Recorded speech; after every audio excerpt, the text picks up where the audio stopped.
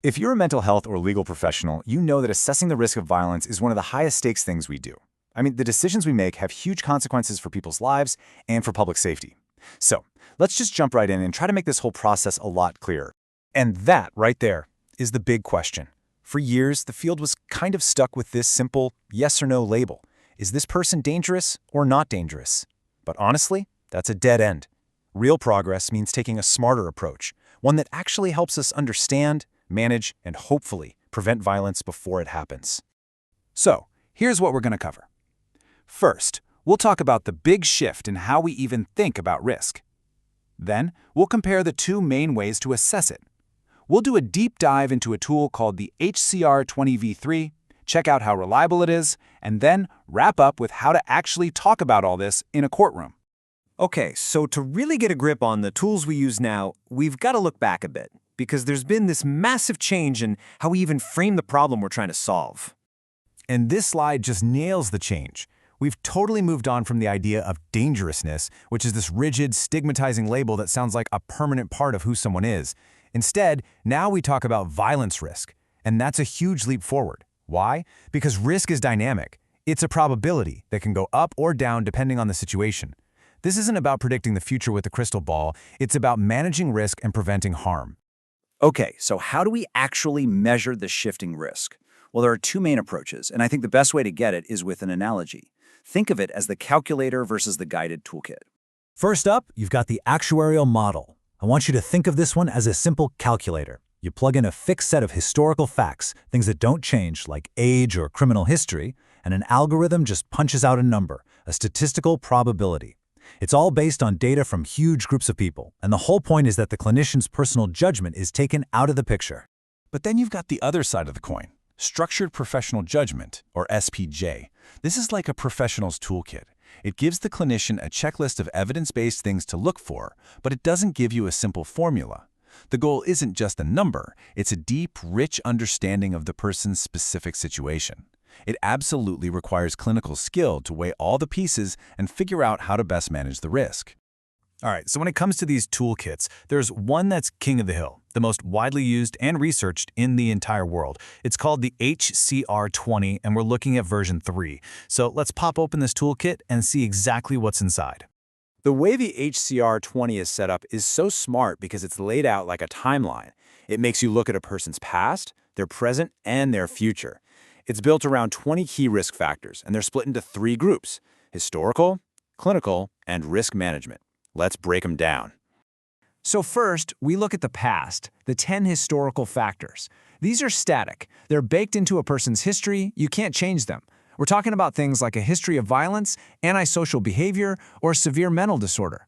And to make this really concrete, check out this finding from a study in Argentina. A whopping 71% of people in their forensic sample had issues with employment. That's the kind of unchangeable background info this section is all about. Okay, now we shift to the present moment with the 5 clinical factors. And here's the key difference. These are dynamic. They can change, which is exactly why our interventions matter so much. This is where we look at current symptoms, any violent thoughts, and really importantly, a person's level of insight into their own issues. And look at that note. In that same Argentine study, a lack of insight was a huge red flag for clinicians, which tells you it's a critical target for therapy. And last, we look ahead to the future with 5 risk management factors. This part is all about what happens next. Is there a good release plan? Will their living situation be stable? Do they have a support system? The most important thing here is that this part of the tool changes the game from just predicting violence to actively planning to prevent it. All right, so we've got this great toolkit that relies on an expert's judgment. But that leads to a really important question, right? If you give the same case to 2 different clinicians, are they gonna come to the same conclusions? In other words, how reliable is this thing? Well, the evidence is actually pretty solid. The research shows that when clinicians are properly trained, they agree on most of the risk factors more than 75% of the time. And trust me, in our field, getting that level of agreement is considered really, really good. It tells us the HCR20V3 gives us a consistent language and framework to work from, which cuts down on just random guesswork. But, and this is a big but, the research also flagged a major heads up.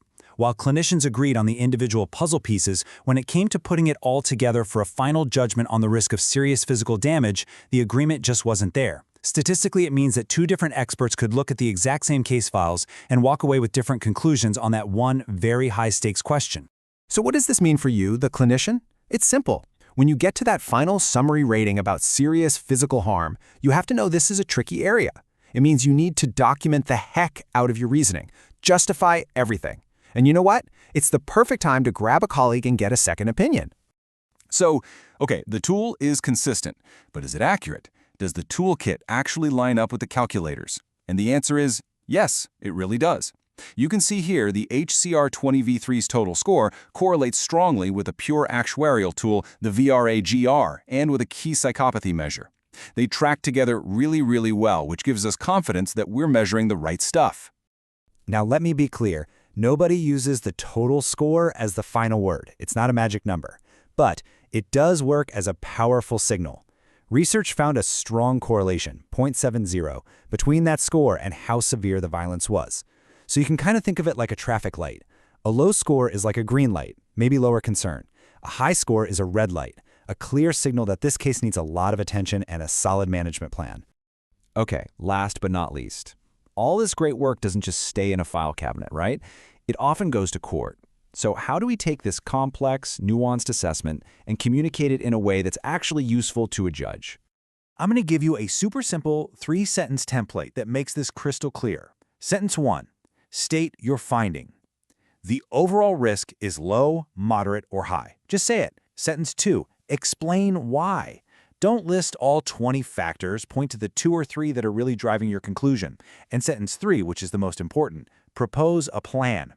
Tell the court how this risk can be managed. This shows you're not just predicting risk, you're giving them a roadmap to reduce it. So, we've come full circle. Moving from dangerousness to risk assessment was a huge step for the field.